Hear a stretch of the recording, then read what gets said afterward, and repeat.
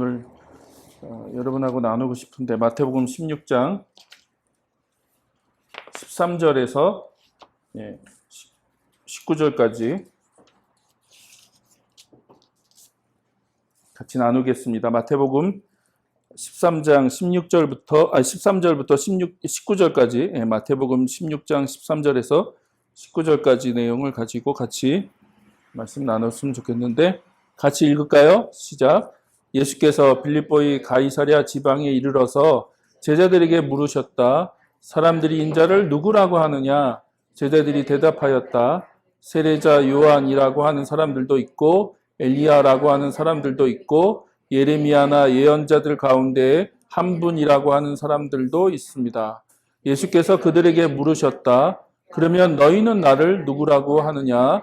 시몬 베드로가 대답하였다. 선생님은 살아계신 하나님의 아들 그리스도십니다. 예수께서 그에게 말씀하셨다.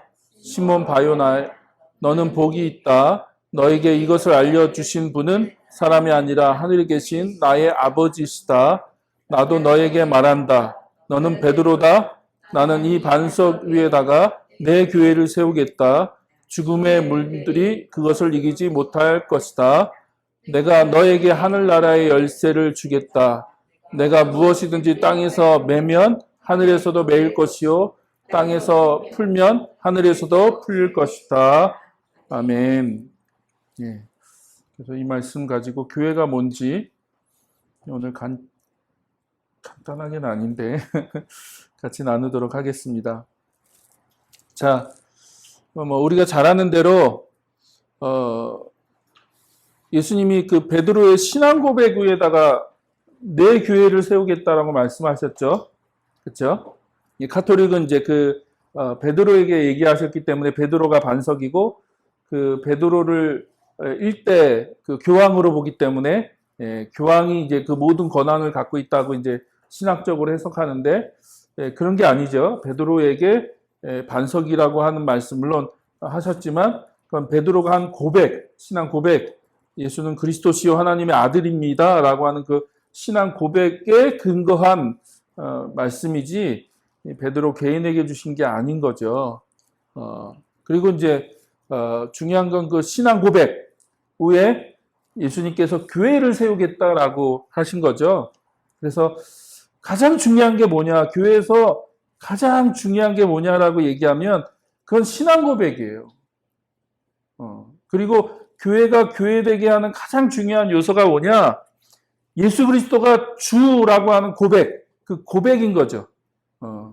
그래서 우리가 뒤에 나눌 수 있겠지만 다른 모양, 다른 모습, 하다 문화나 여러 가지가 다 다르죠. 언어도 다를 수도 있고 우리가 너무나 많은 것들이 다른 사람들인데 그럼에도 불구하고 우리가 하나 될 수 있는 유일한 근거는 예수 그리스도에 대한 고백인 거죠. 그분이 내 삶의 주님이시다라고 하는 그 신앙 고백에 근거한 거. 그래서 신앙 고백이 가장 중요하죠. 신앙 고백이. 그래서 교회의 가장 중요한 요소는 다른 어떤 게 아니죠. 가장 중요한 건 예수를 주로 고백한다고 하는 그 신앙 고백 후에 교회가 세워졌다고 하는 것이 가장 중요합니다. 그래서 당신의 삶의 주인이 정말 예수 그리스도신가? 그리고 나의 삶의 주인이 예수 그리스도신가? 그거에 대해서 동의하면 우리가 한 교회로서 존재할 수 있는 거죠. 자, 그러면 교회라고 하는 게 뭐냐?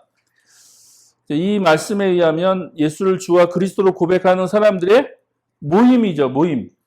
어떤 조직도 아니고, 어떤 건물도 아니고, 어떤 단체도 아니고, 예수를 주로 고백하는, 예수님이 내 삶의 주님이십니다라고 하는 그 고백을 할 수 있는 그런 고백을 하는 사람들의 모임이 교회다.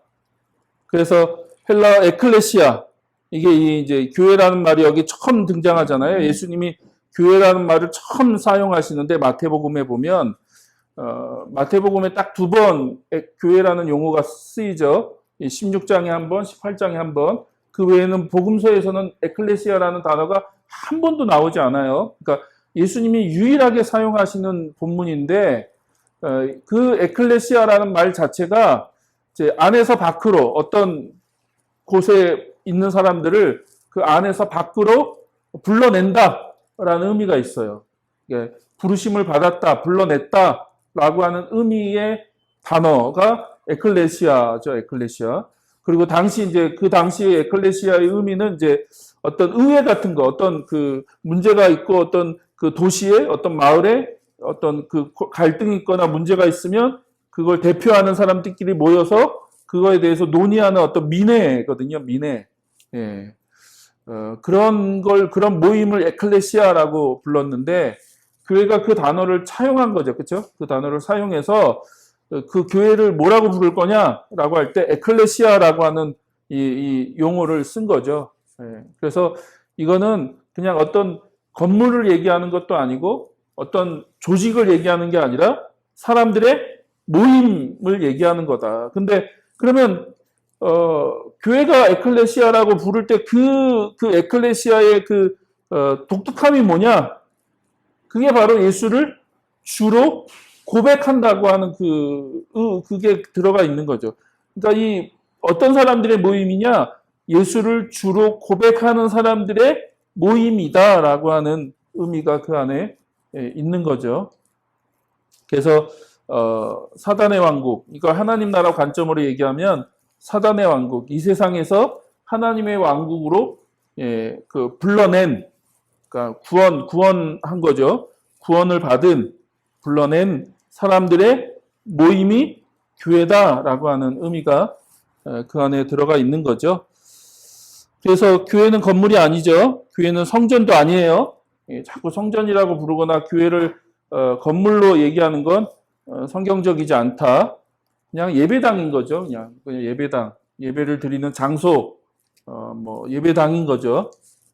그 대신 교회는 공동체죠, 공동체.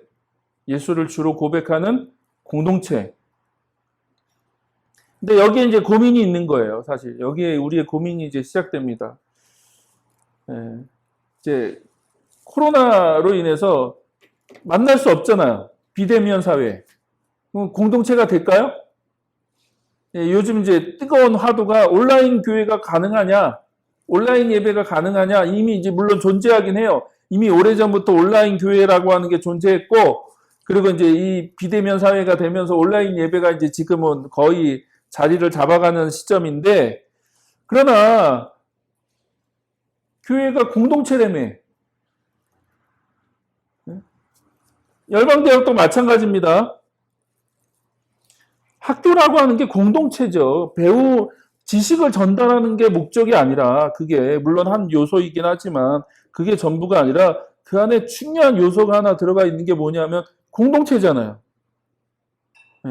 그러니까 지금 똑같은 고민을 해야 되는 거예요. 교회나 선교단체나 똑같은 이 코로나 이 시대, 이 팬데믹이 가을 되면 더 유행을 할 거다라는 얘기가 있고, 왜 지금 그 남반부, 그러니까 지금 뭐 완전히 브라질하고 그쪽은 완전 초토화가 돼 버린 상황이잖아요. 그러니까 왜 그럴까라고 어떤 전문가가 지금 거기가 거꾸로잖아요. 여기는 이제 우리는 그 여름으로 가는 거고 거기는 가을로 가는 건데, 이제 그 날씨가 온도가 떨어지면 이제 바이러스가 더 이제 이 활동이 이제 왕성해진다. 그러면 우리나라도 결국은 이 여름 끝나면 가을에 또 다른 그 팬데믹이 올 수 있는 가능성이 있다라고 얘기하는 거죠. 그러면 이제 가을에 어떤 상황이 벌어질지 우리는 모르는 거죠. 좀 이렇게 몇 달 버티면 나아지겠지 하는데 가을에 가서 또 이게 어떻게 될지 모르는 거예요. 더 악화가 될지, 더 지금 문제가 될지 알 수가 없죠.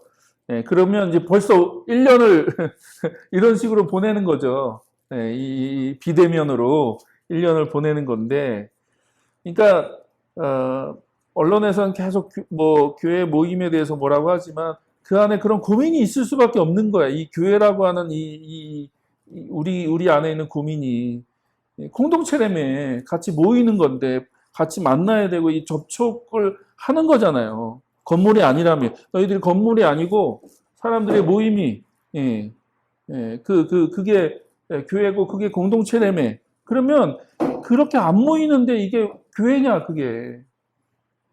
그럼 우리가 어떻게 신앙생활을 할 거냐. 고민이 되는 거예요. 선교단체도 마찬가지입니다. 온라인으로 전환하는 게 해결의 방법이 아니에요. 교회도 마찬가지고. 그럼 우리가 이 공동체성을 어떻게, 그러니까 우리가 말은 공동체라고 얘기하지만 실제 우리가 공동체냐? 이 고민이 깊어지는 거죠. 교회도 그렇고, 많은 교회들이 공동체라는 이름을 쓰지만 실제 공동체인가? 저희 보금자리도 마찬가지입니다. 우리가 진짜 공동체인가라고 하는 고민들을 해야 되는 거고, 선교단체도 마찬가지인 거죠. 뭔가 사람들을 모아놓고 지식을 전달한다고 그게 공동체인가? 라고 하는 고민들, 그 고민이 점점 깊어지는 거죠. 그래서 성경은 교회를 세 가지로 표현하잖아요. 하나는 하나님의 가족이다. 그러니까 비유죠. 하나의 이제 교회를, 건물이 아니기 때문에 그 교회를 설명할 때 비유를 들잖아요. 비유. 하나는 가족으로 비유하고, 하나님의 가족이다라고 얘기하고, 또 하나는 그리스도의 몸이다라고 얘기하죠. 그리스도의 몸. 예수 그리스도를 머리로 모시는 그리스도의 몸이다라고 얘기하고, 또 하나는 성령의 전이다라고 얘기하죠. 그래서 삼위일체 하나님, 하나님과 또 예수 그리스도와 성령이라고 하는 이 삼위일체 하나님과 연결하면 교회를 이렇게 설명할 수 있는 거죠. 교회는 가족이야. 교회는 몸이야. 그리고 교회는 성전이야. 라고 얘기할 수 있는 거죠. 그러면 우리가 이제 우리 안에 진짜 가족됨을 경험하고 또 그리스도의 몸으로서 우리가 지금 그 몸됨을 경험하고 또 성전의 전으로서 우리가 함께 이 공동체로서 살아간다는 게 무엇인가, 우리 안에 그런 요소들이 있는가라고 하는 고민들을 해야 되는 거죠. 그래서 교회는 하나님을 아버지로 섬기는 하나님의 가족이죠, 그렇죠? 그래서 우리가 가족이 될 수 있는 건 하나님이 아버지시니까 우리가 그 하나님을 동일한 아버지로 고백하기 때문에, 그러면 그분이 아버지시면 우리는 다 한 가족이 되는 거죠. 또 예수를 주로 고백하는 몸, 예수님이 머리이시고 우리는 그 몸을 구성하는 그 그리스도의 몸이다. 그래서 몸이 다양한 기관과 조직, 그러니까 손과 발이 있고 내장이 여러 기능을 하는 것들이 있는 것처럼 우리가 그렇게 서로 예수 그리스도 안에서 한 몸으로 연결되어 있다는 거죠. 여기서 은사에 대한 문제가 나오고 여러 가지 이제 문제가 나오는 건데, 또 성령이 내주하시는 전이에요. 성전. 성전. 그래서 사실 계급이 없고 차별이 없죠. 우리 안에 계급이 없어요. 우리 자꾸 이제 워낙 오랫동안 목회자와 평신도라는 말도 사실 정확한 말은 아니잖아요. 영어로 레이맨인데, 그건 성직자가 존재하기 때문에 이제 평신도가 존재하는데, 그래서 평신도란 말은 성경적이지 않아요. 그러니까 어떤 특별한 어떤 그 계급의 그 성직자가 하고, 그럼 성직자 아는 사람 뭐라고 불러? 그냥 평신도라고 불러. 이게 계급이거든요, 하나의. 근데 그거는 성경적이지 않죠. 차별도 없고, 우리는 다 하나님의 가족이잖아요, 가족이고, 몸이고, 우리가 함께 지어져가는 성전이고, 그리고 모두가 성령의 인도하심을 받고, 그래서 성령에 대한 얘기를 여러분들한테 얘기했고요. 그리고 동등하게 우리가 은사가 주어졌죠. 똑같은 은사가 주어진 게 아니죠. 몸이 그런 원리잖아요. 다 발이냐, 다 손이냐, 다 눈이냐, 그럼 뭐로 귀로, 그러니까 뭐가 들을 수 있고, 다 눈이면 뭐로 먹을 수 있냐, 그런 얘기가 나온 것처럼 몸에 다양한 그 기능을 가진 지체들이 있는 거죠. 그러니까 달라요, 그렇죠? 손과 발이 다른 것처럼, 눈과 귀가 다른 것처럼 다르지만 그 다름이 한 몸으로서 연결되어질 때 진짜 몸에 의미가 있는 거죠. 자, 그래서 건물도 아니고 조직도 아니고 프로그램도 아니다, 교회는. 자, 그런데 그 교회를 세우시는 주인이 누구세요?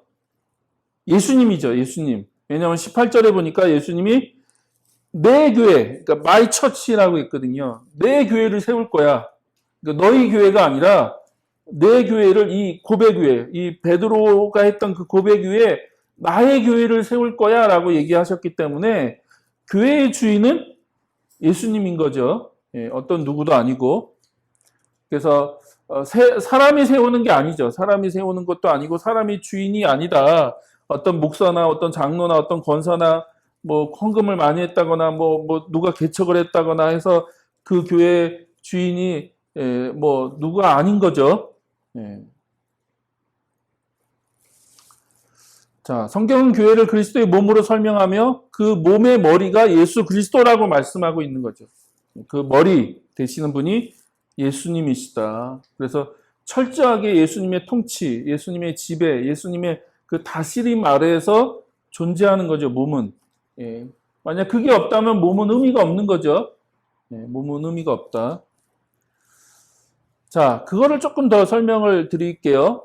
에베소 1장 15절부터 23절에 보면 뭐 15절부터 앞부분은 그 유명한 기도문입니다. 우리도 한번 살펴봤죠. 이게 이제 에베소 교회를 향해서 기도하는 기도문인데 이 사도 바울이 에베소 교회를 향해서 기도하는 기도문의 내용을 보면 포커스가 하나님이죠. 하나님.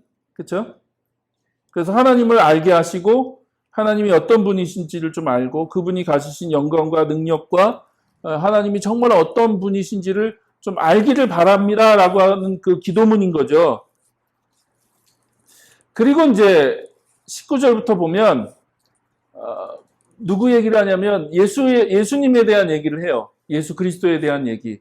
이제 하나님이 믿는 사람들인 우리에게 강한 힘으로 활동하시는 하나님의 능력이 얼마나 엄청나게 큰지를 여러분이 알기를 바랍니다. 하나님께서는 이 능력을 그리스도 안에 발휘하셔서 그분을 죽은 사람들 가운데 살리시고, 그러니까 예수 그리스도가 십자가에서 죽으셨는데 그 예수 그리스도를 3일 만에 살리신 거죠. 누가요? 하나님의 능력이 그 예수 그리스도 안에서 발휘돼서 그 예수 그리스도를 죽은 자 가운데서 살리셨다는 거예요. 그래서 계속 얘기하지만 부활이 중요하다. 부활이 중요하다. 왜냐하면 그 부활을 통해서 예수 그리스도가 주님이시라고 하는 것이 증명된 거예요. 이해됐어요? 그러니까 그럼 예수님이 뭐 그리스도가 아니었냐 그 말이 아니라 예수님이 십자가에서 철저히 죽은 거로 끝나버리면 십자가에서 죽은 사람 많어. 그렇잖아요. 그 시대로 돌아가면요. 예수님처럼 십자가에 죽은 사람 널려 있는 거죠. 널려 있어. 근데 그 예수님이 진짜 자기가 얘기한 것처럼 메시아고 그리스도라고 하는 걸 뭐로 증명된 거예요? 십자가에서 죽은 거로 증명된 게 아니라 그분이 십자가에서 3일 만에 살아났다는 것으로 증명된 거죠.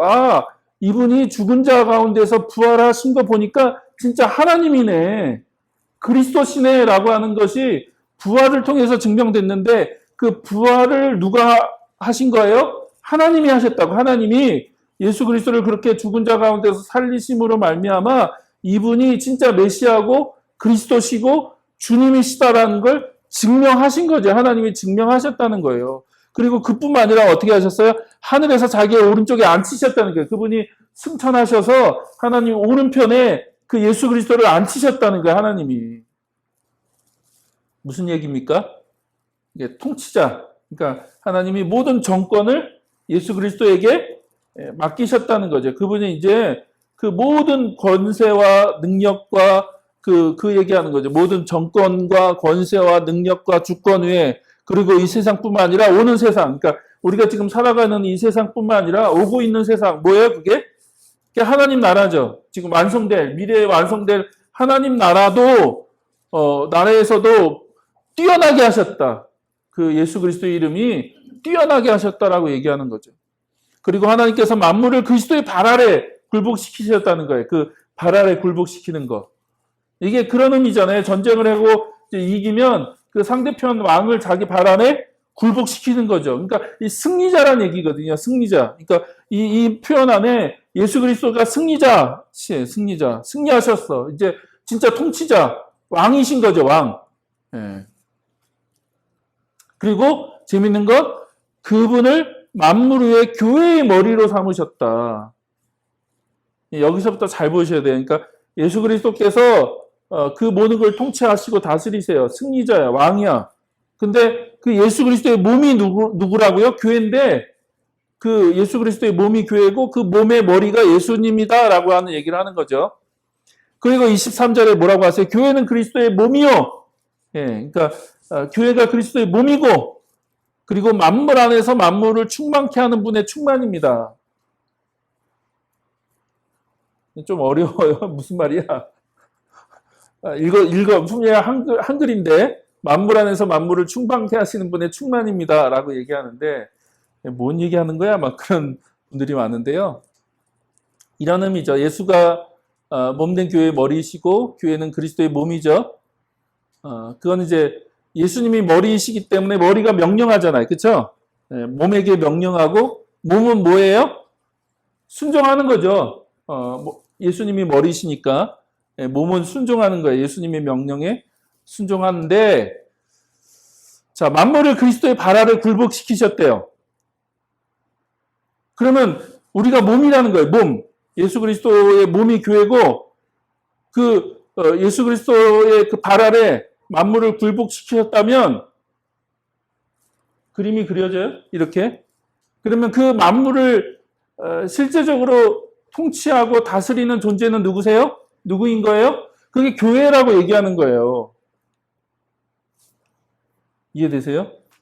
그러니까 진짜 다스린 분은 예수님인데 예수님이 누구를 통해서 다스리시는 거예요? 교회, 그리스도의 몸된 교회를 통해서 그 통치권이 실제적으로 발휘되는 건 교회를 통해서 이루어진다는 거죠. 왜냐하면 그분이 이미 승천해서 가셨잖아요. 가셨거든요. 계속 이 땅에 머무르시는 게 아니라 부활하긴 하셨지만 그러나 그분이 승천해서 가셨잖아요. 가셨다고요. 저기 하나님 우편으로 가셨어요. 그러면 이 땅에서 실제적으로 그리스도의 명령과 그리스도의 뜻, 그리스도의 통치가 발휘되고 실현되려면 누구를 통해서요? 예, 교회를 통해서. 그리스도의 몸이니까 교회가.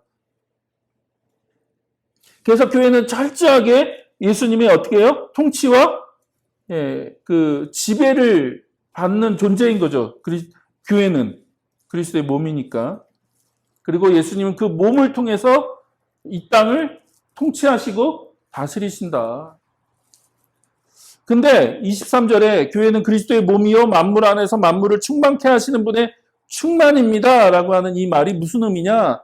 예수님이 있고 예수님이 만물을 어떻게 해요? 만물을 충만케 하시는 분이시라는 거예요. 예수님이. 그렇죠? 예수님은요 만물을 충만케 하시는 분이세요. 그래서 성경에 보면 그 구약에는 뭐 예수님이라는 표현이 정확하게 나오지 않지만 그 하나님이 창조하시고 그 창조의 세계를 유지하시고 그 이끌어 가시는데 그 역할을 누가 하세요? 예수님이 하시는 것처럼 얘기하잖아요. 그러니까 예수님이 어떤 분이세요? 만물을 충만케 하시는 분이시라고요. 만물을 충만케 하시는 분. 근데 교회는 뭐예요? 그 만물을 충만케 하시는 분의 충만이 교회다라고 얘기하는 거죠. 이해되세요? 네. 그러니까 교회가 중요한 거예요. 교회가. 왜냐하면 그 만물을 충만케 하시는 예수님을 다시 충만케 하는 존재가 교회니까. 그래서 사도 바울이 뭐라고 에베소 교회를 향해서 기도하는 거예요? 야, 너희들이 좀 하나님을 알았으면 좋겠다는 거야. 하나님의 그 어떤 분이신지 또 하나님의 능력이 뭔지 하나님의 뜻이 뭔지 하나님께서 어떻게 일하시는지 하나님께서 어떻게 역사하시는지 너희들이 좀 그 하나님을 알아갔으면 좋겠다라고 얘기하는 거죠. 왜냐하면 그 교회가 너무나 영광스러운 존재들인 거죠. 오직 예수 그리스도를 충만케 할 수 있는 존재는 교회밖에 없으니까. 자, 그래서 교회는 성령이 내주하시는 그리스도의 몸이죠. 그래서 이 교회 안에는 특별한 계급이 존재하지 않고, 그래서 목회자는 레위지파도 제사장도 아니죠. 그리스도의 몸 안에 직분과 은사가 있어요. 그 몸 안에 다양한 직분이 있고 은사가 있고, 그래서 그 몸을 구성하게 하신 거죠. 그래서 교회를 세우기 위해서 직분을 주셨고 그 몸 안에 여러 가지 은사를 주셨다. 이거 지난주에 얘기했잖아요. 그쵸? 다시 한번 잠깐 설명드리면 에베소서 4장 11절 12절에 보니까 그분이 어떤 사람은 사도로, 어떤 사람은 예언자로, 어떤 사람은 복음전도자로, 어떤 사람은 목사와 교사로 삼으셨다. 그래서 우리가 오중직 혹은 사중직이냐 오중직이냐 하여튼 논란은 많지만 어쨌든 5가지니까 오중직에 대한 얘기를 하고 있는 거죠. 사도, 선지자, 예언자, 복음전도자, 목사와 교사라고 하는 5가지. 근데 이 5가지 직분을 주신 목적이 뭐냐? 성도를 준비시키는 거죠. 준비시키는 거. 이 말은 이제 훈련시키는 거. 영어로 equipping인데, 이제 양육한다 혹은 훈련시킨다라는 의미가 있어요. 준비시킨다. 전투에 나갈 수 있도록, 전쟁에 나가서 싸울 수 있도록 군사들을 훈련시키고 준비시키고 하는 그 말이 이 말이거든요. 그래서 그리스도의 그 몸 안에 있는 성도들, 그 성도들을 준비시키는 역할을 하는 거죠. 첫 번째. 그 다음에 두 번째 뭐예요? 그들을 준비시켜서 봉사의 일을 하게 한다. 봉사일. 근데 한번 말씀드렸죠. 지난주에. 봉사라는 말이 적당치는 않다. 왜냐하면 헬라어로 디아코니아라는 말인데,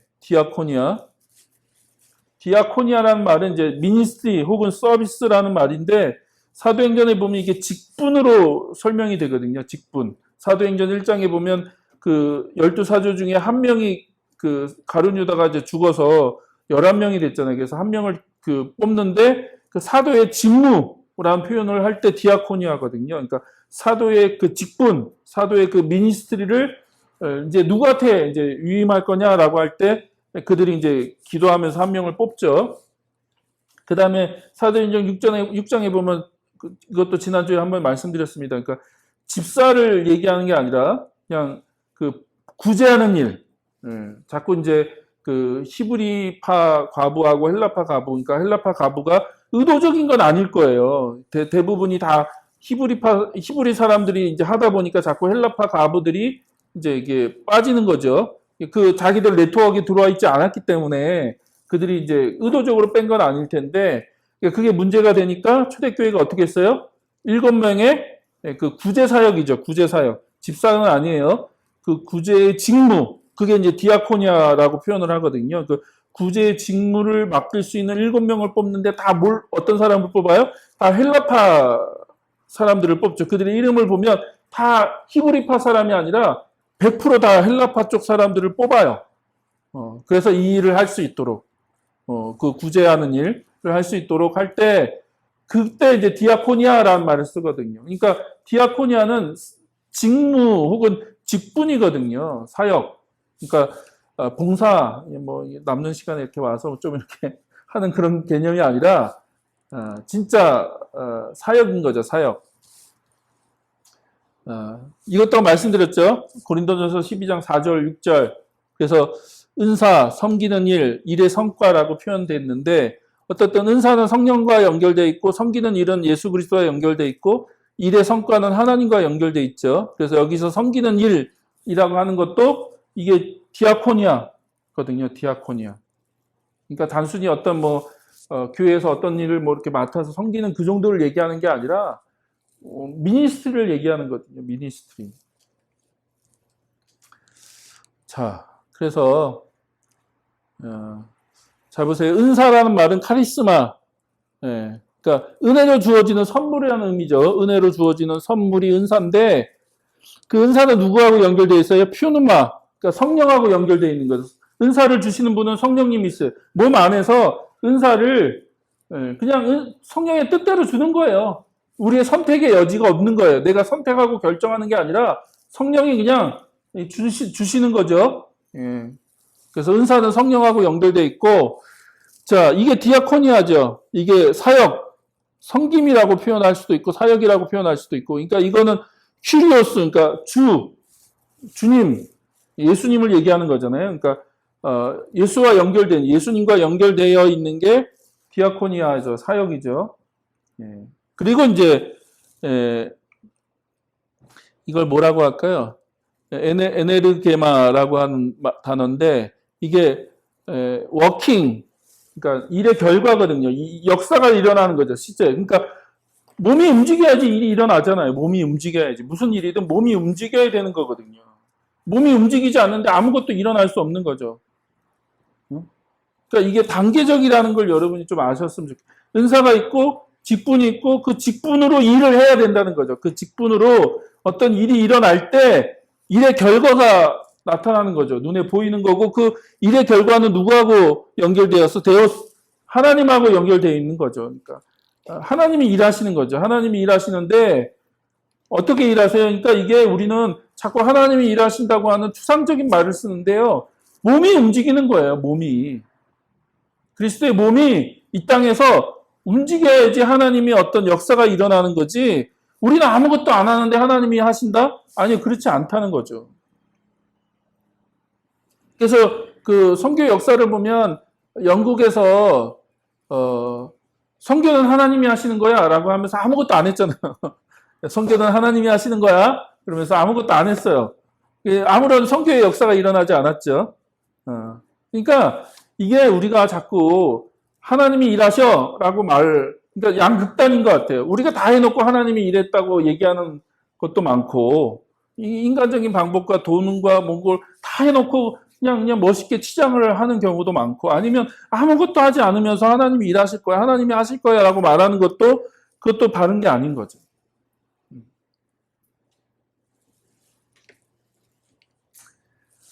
자, 그래서 준비시키고 봉사일을 하게 하고 그래서 어떻게 하는 거예요? 그리스도의 몸을 세우는 거다. 그리스도의 몸. 그래서 그리스도의 몸이라고 하는 건 뭐냐면 오이코도메라는 그 단어인데 말 그대로 집을 세우는 행위거든요. 집을 세우는 거. 오이코도메라는 말은 집을 세우는 거. 그래서 지난주에 설명드렸죠. 우리 성경은 그걸 다 덕이라고 표현했기 때문에 저는 적절한 표현은 아닌 것 같아요. 번역은. 그래서 여러분이 읽다가 덕이라는 표현이 나오면 다 오이코도메라는 의미예요. 집을 세우는 거예요. 집을. 그래서 보이지 않는 집을 세우는 거죠. 성전을 세운다. 그리스도의 몸을 세운다. 네, 집을 세우는 거예요. 자, 그래서 그 일을 하게 하기 위해서 5가지 직분을 주는 거죠. 사도, 예언자, 복음전도자, 목사와 교사라고 하는. 그러니까 이 사람들이 사역하는 게 아니에요. 이 사람들이 디아코니아를 하는 게 아니라 이 사람들이 성도들을 훈련시키고 준비시켜서 성도들이 디아코니아를 하는 거지 이 사람들이 디아코니아를 하는 게 아니에요. 이해되세요? 네. 그러니까 목회자가 목회하는 게 아닙니다. 자꾸 저보러 목회하라고. 나는 목회하는 게 아닌데. 진짜 목회는 여러분이 하는 거죠. 예. 저는 여러분이 목회를 잘 할 수 있도록 도와드리는 역할을 하는 거지 제가 목회를 하는 건 아닙니다. 자, 그래서 11절에 보니까 그분이 그 5가지 직분을 삼으셨다는 거죠. 그러니까 직분을 세우시는 분은 예수님이고 그분이 머리이시고 그래서 그 직분을 통해서 3가지 성도들을 준비시키고 봉사일을 하게 하고 그리스도의 몸을 세운다는 거예요. 그래서 목회자의 사역은 성도들을 준비시키는 거고 성도들의 사역은 목양을 하는 거죠. 여러분이 목양을 하는 거지 제가 목양을 하는 건 아닙니다. 그래서 이런 직분자들은 성도들을 준비시키는 것 외에 그냥 사도행전에 보면 진짜 말씀과 기도하는 일 그것도 이제 디아코니아라고 표현하고 있는데 말씀 사역과 기도 사역 집중하는 것 그다음에 리더십을 발휘하는 것 그러니까 리더십을 발휘한다는 걸 다른 게 아니에요. 이런 일들이 일어날 수 있도록 교회 안에서 일어날 수 있도록 리더십을 발휘한다는 의미가 있고요. 그래서 은사들이 이렇게 얘기되어 있잖아요. 그렇죠? 로마서 12장에 보면 한 6가지 얘기하고 있고 고린도전서는 9가지 얘기하고 있고 그래서 그 은사들을 이렇게 얘기하고 있다는 걸 좀 우리가 기억하면 좋겠고요. 근데 재밌는 건 로마서는 좀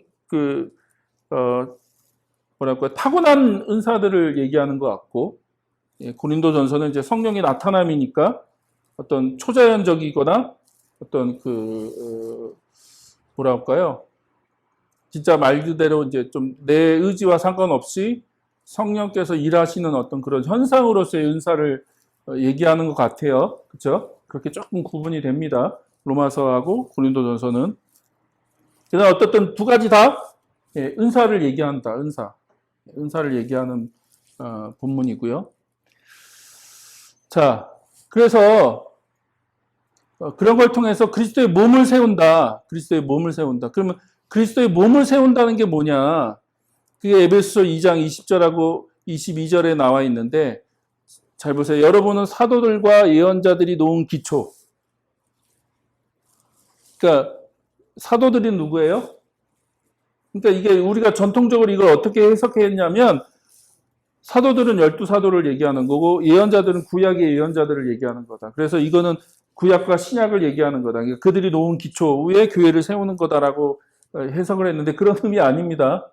그런 의미 아니에요. 아까 방금 앞에서 얘기한 5가지 직분 중에 사도와 예언자, 선지자, 이 두 그룹을 얘기하는 거죠.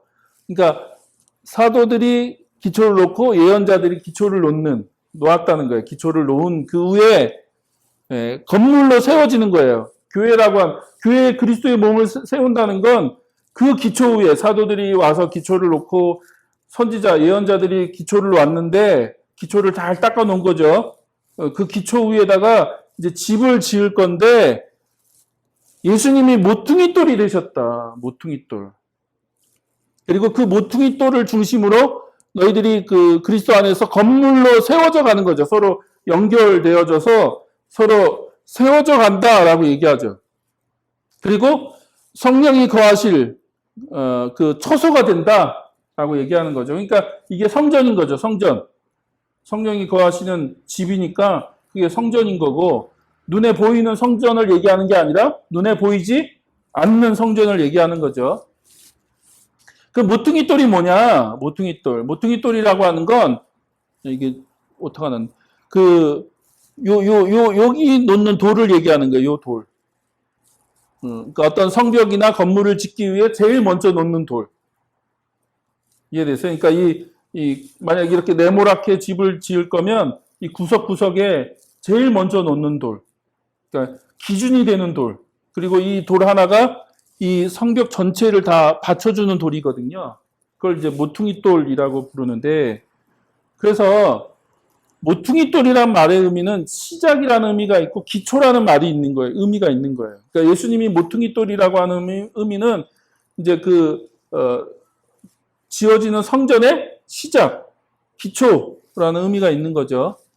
그래서 예수님이 모퉁이돌이란 말은 성도들이 서로 연결되어서 서로 세워져 가는 그런 성전의 기초와 시작이 되신다는 의미가 있는 거죠.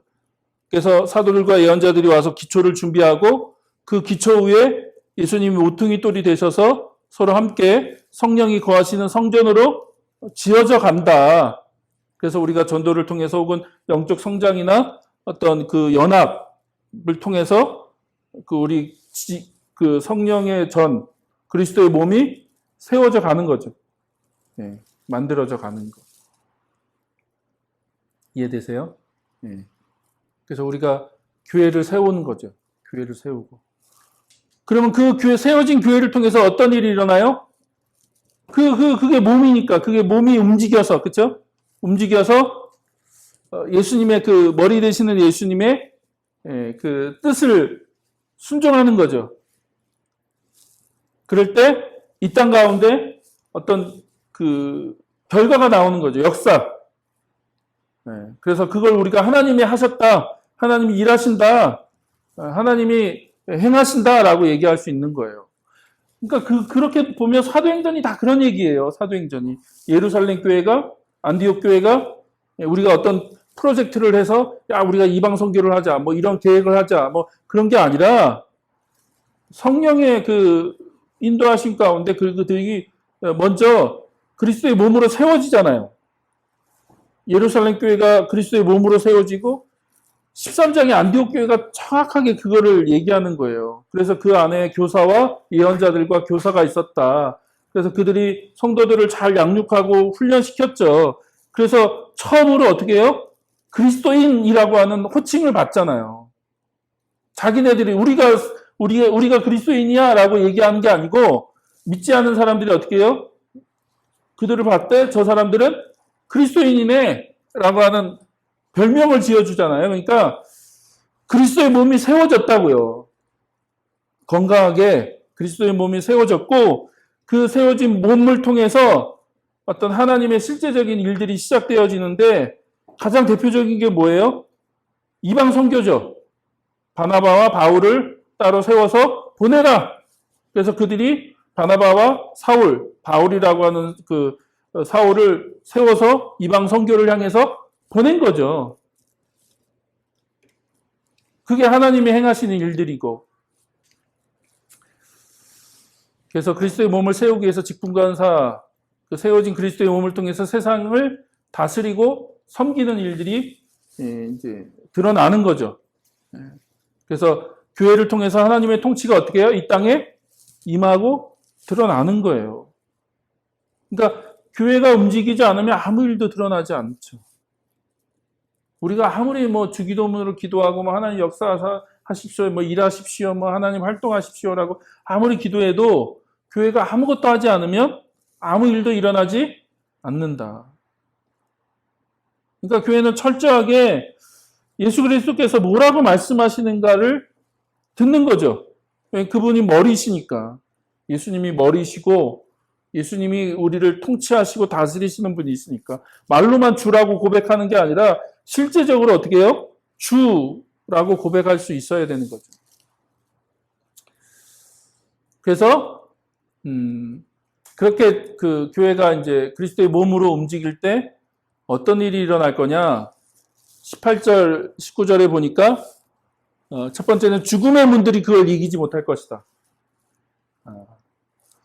이 번역을 제대로 했어요. 죽음의 문이 이기지 못할 것이다. 무슨 뜻이야? 그 다음에 두 번째는 열쇠를 줄 거다. 하늘나라의 열쇠. 그래서 너희들이 땅에서 풀면 하늘에서도 풀리고 땅에서 묶으면 하늘에서도 묶일 것이다. 라는 얘기를 했죠. 그래서 이건 공성전 얘기하는 거거든요. 공성전. 공성전이 뭐냐? 성을 두고 이제 서로 싸우는 거잖아요. 성을 두고 막 싸우는 거예요. 그 성을 빼앗기 위해서 요즘 이제 우리 남자애들이 하는 게임 중에 이 공성전 게임이 있죠. 그래서 성을 두고 막 이제 서로 싸우는 거거든요. 그러면 성을 두고 싸울 때 어디를 공격할까요? 당연히 가장 약한 성문을 공격하는 거거든요. 성문. 그래서 그 성문이 뚫리면 그 뚫린 성문을 통해서 이제 그 성전을 그 성을 함락시키는 거죠. 그러니까 재미있는 건 예수님이 죽음의 문들이 이기지 못할 것이다 라고 표현했기 때문에 공격은 누가 해요? 네, 교회가 하는 거고. 네. 수비가 누구예요? 네. 어둠의 세력들이 수비하는 거죠. 이해되세요? 그러니까 지금까지 교회를 거꾸로 생각했잖아요. 세상이 공격해오고 교회는 수비하고. 지금 딱 제가 볼 때는 동성애나 이런 여러 가지 문제들, 이슈들을 보면 딱 그 판국이거든요. 우리는 수비하려고 지금 수비의 그 체제를 지금 구축하는 거죠.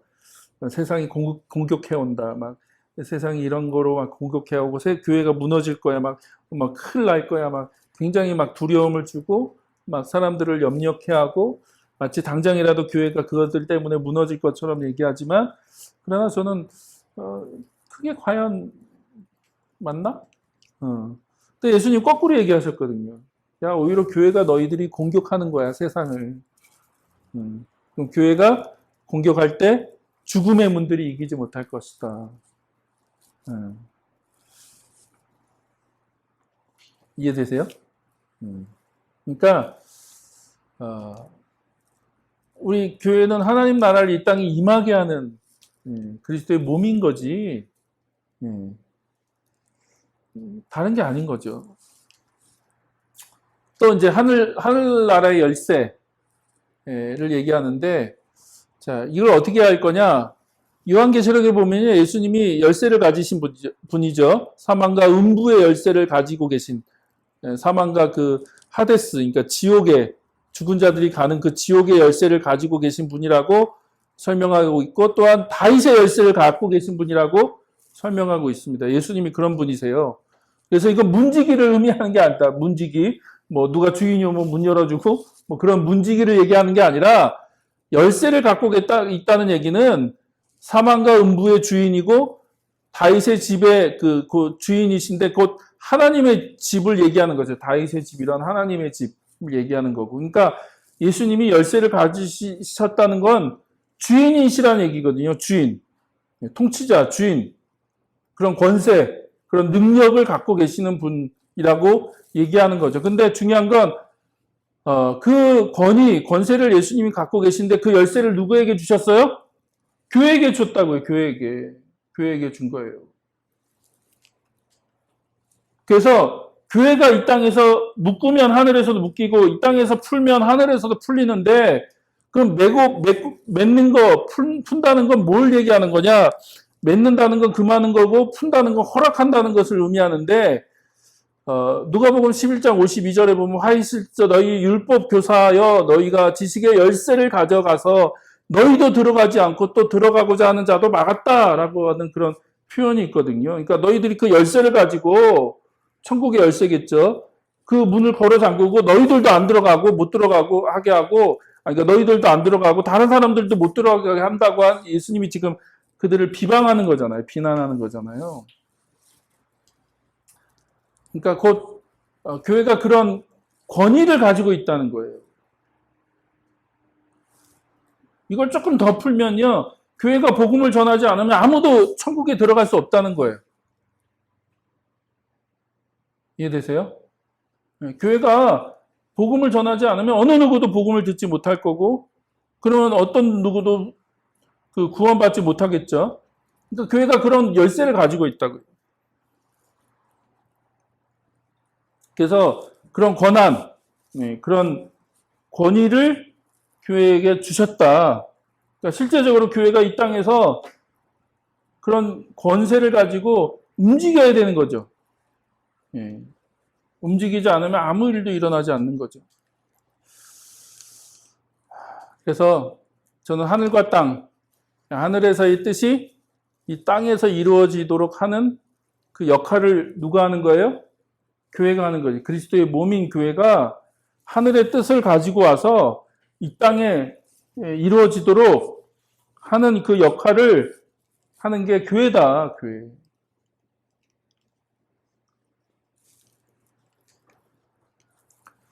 그래서 주보에도 나오지만 전 이 말을 참 좋아합니다. 교회만 다니지 말고 교회가 되자. 교회만 다니지 말고 교회가 되시라는 거예요, 교회가. 그리고 교회로서 살라는 거죠. 여러분 삶의 장소에서 여러분에게 주어진 그 삶의 그 자리에서 교회로서 살아가라. 그리고 우리가 그걸 위해서 함께 연합하고 연결되어지고 함께 그리스도의 몸으로서 세워지는 일들이 필요하다. 그래서 YM에서 얘기하잖아요. 그렇죠? 8가지 영역. 정치, 경제, 교육, 매스미디어, 예술, 종교, 과학기술, 가정. 이 세상을 구축하고 있는, 이 세상을 구성하고 있는 8가지 요소라고 얘기하잖아요. 그래서 그 각 영역으로 이제 들어가서 하나님 나라의 삶을 살아라.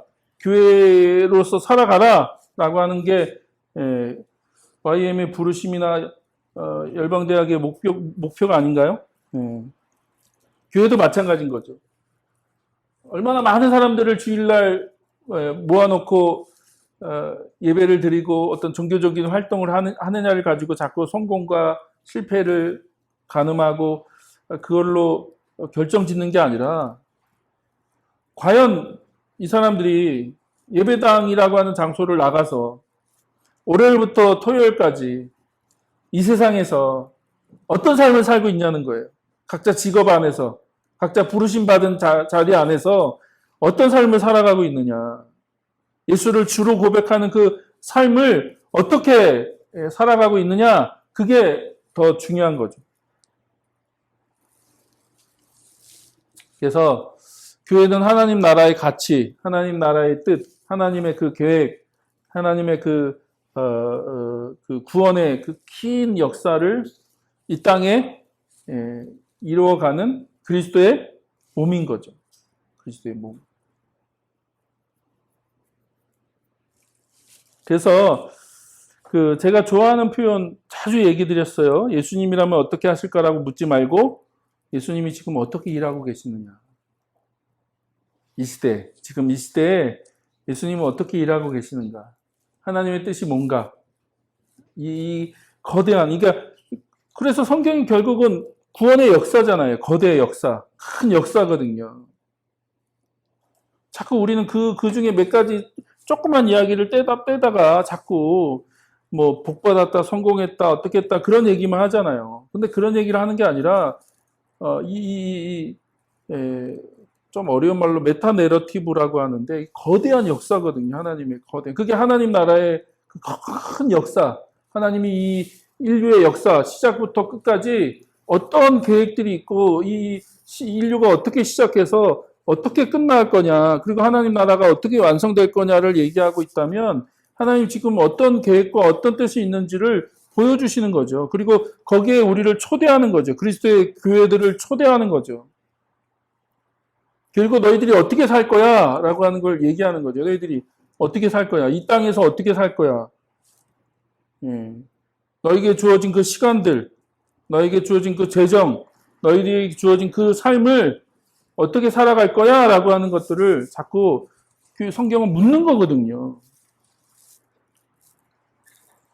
그러니까 교회가 시대를 잘 분별하고 하나님의 뜻이 무엇인지를 찾아서 순종하는 거예요.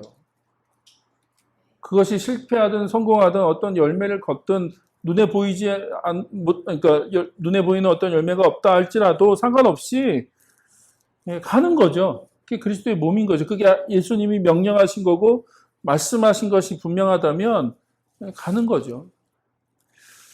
그래서 제가 요즘 대단한 공부를 하고 있습니다. 네. 얼마 전에 저희 같이 목사님들끼리 모여서 이제 피케티 자본과 이데올로기라는 이 엄청난 책들 제가 다 읽지는 않았는데 이 경제학 책이거든요. 경제학 책. 굉장히 많이 배웠습니다. 좋은 시간이었는데 경제학을 공부하고 또 제가 이제 요즘 하도 이슈가 되는 차별금지법이나 제주도도 지금 양성평등 기본조례를 어떻게 막 지금 말이 많아요. 그러면 이제 젠더 이슈나 이제 인권의 문제나 그런 것들을 공부해야죠, 그렇죠? 공부해야 돼요. 그리고 이 시대를 좀 잘 분별하는 게 필요한 거죠. 그리고 하나님 뜻이 뭘까? 또 성경이 뭐라고 말씀하시나? 근데 많은 부분에 대해서 성경이 잘 얘기 안 하는 부분도 있어요. 그렇죠? 명확하게 성경에서 그 근거를 찾기 어려운 부분도 있고, 그러면 이제 큰 원리들을 우리가 이제 찾아서 성경 안에서의 그 하나님의 뜻이 뭘까? 하나님 뭘 얘기하실까? 그럼 그걸 갖고 와서 이 시대에 어떻게 우리가 그걸 적용할 수 있나? 이렇게 얘기하는 게 맞나? 정말 이게 정당한 건가? 라고 하는 것들에 대해서 고민하고 또 공부하고 그 길을 찾아가야죠. 그래서 요즘 제가 경제학도 공부하고 역사도 공부하고 그 다음에 인권에 대해서 또 페미니즘, 사실 젠더 얘기가 동성애의 문제뿐만 아니라 페미니즘에 대한 얘기잖아요. 그러니까 다른 얘기긴 하지만 자꾸 기독교가 젠더 이퀄리티라고 하는 말, 그러니까 섹스 이퀄리티 하면 육체적인 성이고 젠더 이퀄리티, 그러니까 그 사회적인 성을 얘기하는 거고, 사회적인 성은 오래전부터 그 여성들의 그 불공평, 그 페미니즘의 이슈가 있었거든요.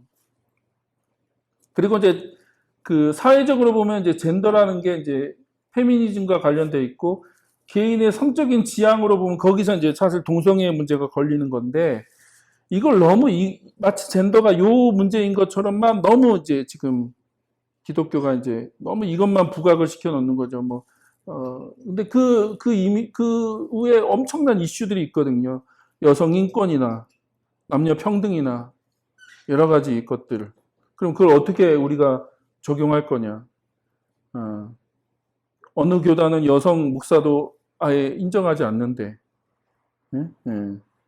그러면 그게 무슨 그 젠더의 이슈 안에 남녀 평등의 문제가 있는데 그런 거 얘기 안 하고 너무 이 하나의 이슈를 너무 극대화시켜서 마치 이것 때문에 당장이라도 큰일 나고 뭐 세상이 망할 것처럼 얘기하고 있는데 그게 과연 정당한 거냐?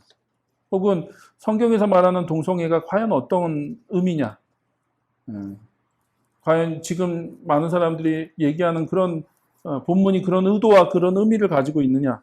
고민하는 거죠. 고민해야죠. 그리고 이제 진짜 하나님이 원하시는 길을 찾아가는 것이 무엇인지 우리가 같이 그 길을 찾아가는 것, 그리고 그것을 위해서 또 하나님이 분명하게 하나님 뭔가 말씀하신다면 순종하고 우리의 삶을 드리는 것이 맞는 거죠. 예, 어쨌든 저희가 좀 교회로서 이 땅에서 어떻게 살아갈 것인지를 같이 고민해 봤으면 좋겠습니다. 교회로서 어떻게 살 건가? 또 우리의 부르심이 뭘까?